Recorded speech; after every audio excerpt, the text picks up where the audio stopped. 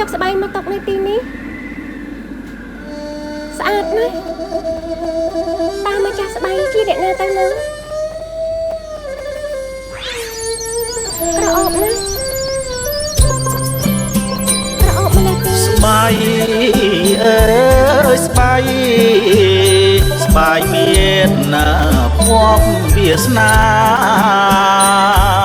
អ្នកណាស្បៃបានហាត់ថាជីវ៉ាប្រឡោបីគេថែថើបធ្នមថ្នាំងដោយចិនស្មាំងមេត្រីអភ័ព្វអ្វីអភ័ព្វអ្វីតែរូបខ្ញុំរងទុំក្រៀមក្រំព្រោះមុំមិនមេត្តាស្បៃអើយស្បៃសូមស្បៃនាំវាចាប្រាប់ទៅកននេះថារៀមទុករីករាយ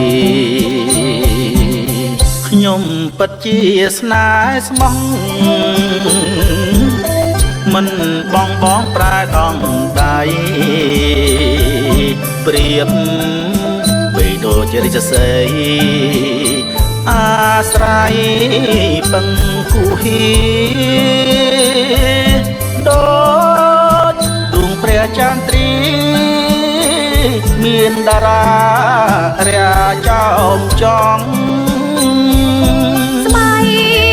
អើយស្បៃប្របីស្រង់ផផងឲ្យចិនដាឆោមយង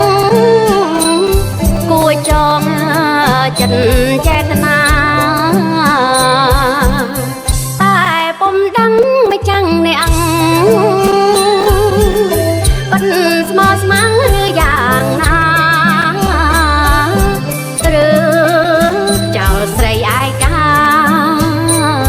ដូចតាស្របនចាតងសូមស្បៃប្រាប់ស្រីផងកុំអោយមកក្នុងចិនដា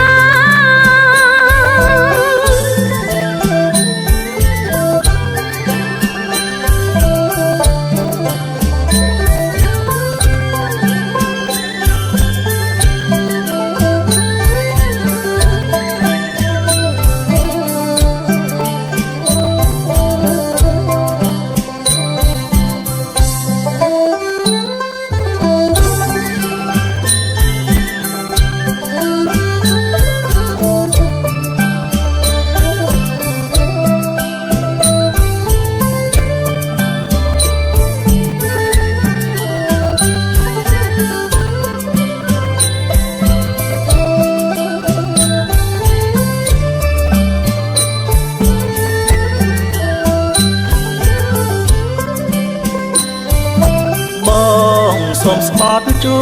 នស្រីមេដីជួយចាំសន្យាបើរៀមក្បត់ស្នេហាសង្ខា